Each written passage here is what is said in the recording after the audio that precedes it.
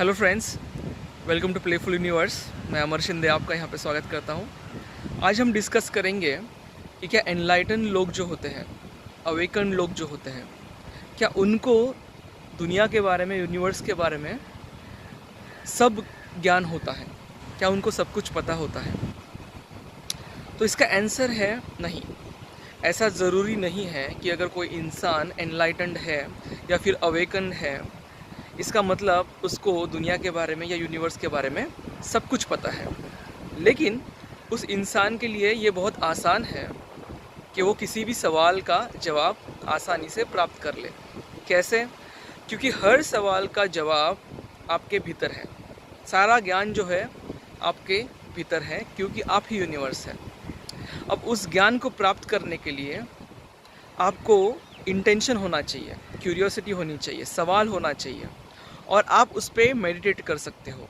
एक तरीका ऐसे है कि आप उसके ऊपर, उस सवाल को लेके आप मेडिटेशन कर सकते हो, उसके ऊपर मेडिटेट कर सकते हो।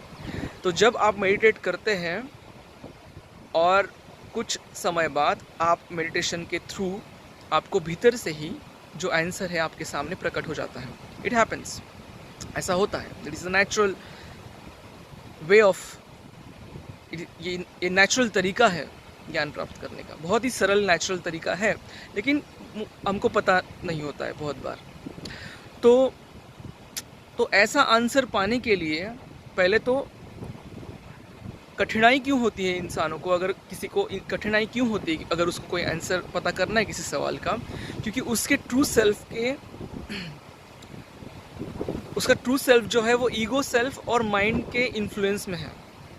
तो जो कि ऐसा है, तो वो इंसान यूनिवर्सल सेल्फ के साथ, यूनिवर्स के साथ अलाइंड नहीं है, प्रेजेंट मोमेंट में, नाउ मोमेंट में नहीं है, अपने स्पिरिट के साथ नहीं है, अपने सोल के साथ नहीं है। तो इसके वजह से आंसर्स जो है यूनिवर्स से आंसर उसको नहीं मिल पाता। तो जो कि कोई इंसान एनलाइटन्ड है, एनलाइटन्ड होना मतलब अपने ट्रू सेल्फ को ईगो सेल्फ से और माइंड के इन्फ्लुएंस से अलग करना, ईगो सेल्फ के इन्फ्लुएंस से और माइंड के इन्फ्लुएंस से अलग करना, अलग से समझना अपने आप को।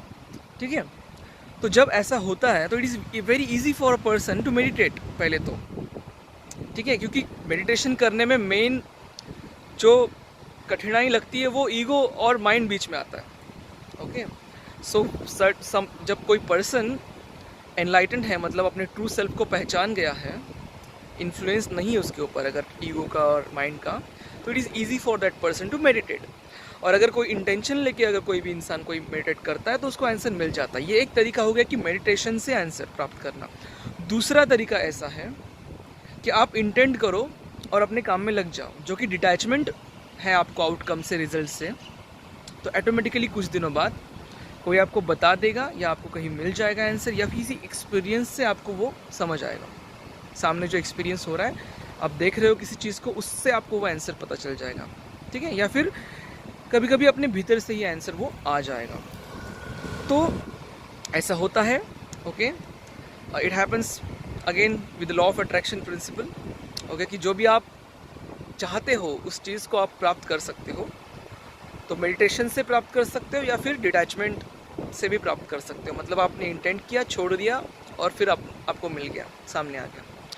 लेकिन एनलाइटेंड है कोई तो उसको सब कुछ पता है, ऐसा नहीं है। अब क्या है कि देखिए, किसी इंसान को अगर पास्ट लाइफ्स के बारे में कोई क्यूरियोसिटी नहीं है अगर, तो वो क्यों वो सवाल पूछेगा, या क्यों वो इंटेंट करेगा कि I want to know about it?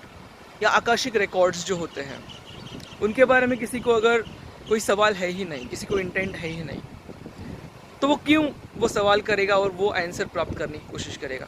तो ये अगेन लाइफ पर्पस जो है आपका, तो उस अनुसार आपके अंदर से ही सवाल आएंगे, आपके अंदर से ही क्यूरियोसिटी आएगी, और फिर उस क्यूरियोसिटी के अनुसार आप सवाल पूछेंगे और फिर जाके आप उसको आंसर्स पाएंगे। तो हर एक व्यक्ति का अपना जीवन पर्पस अलग है, तो उस अनुसार वो व्यक्ति सवाल उसको आएंगे और उस सवाल के अनुसार वो आंसर्स प्राप्त करेगा। ओके, तो ऐसा है। ओके, तो अपने दिल की लाइफ जिए, एंजॉय कीजिए, लव कीजिए। ओके, नाउ मोमेंट में रहने की कोशिश कीजिए। ओके, और जो भी आप चाहो उसको डिटैचमेंट प्रिंसिपल को यूज़ करके, मतलब राइट नाउ मोमेंट में रहिए, इंटेंट कीजिए और डिटैच हो जाइए, उस अनुसार प्राप्त कीजिए। Okay, thank you very much, love you all, bye.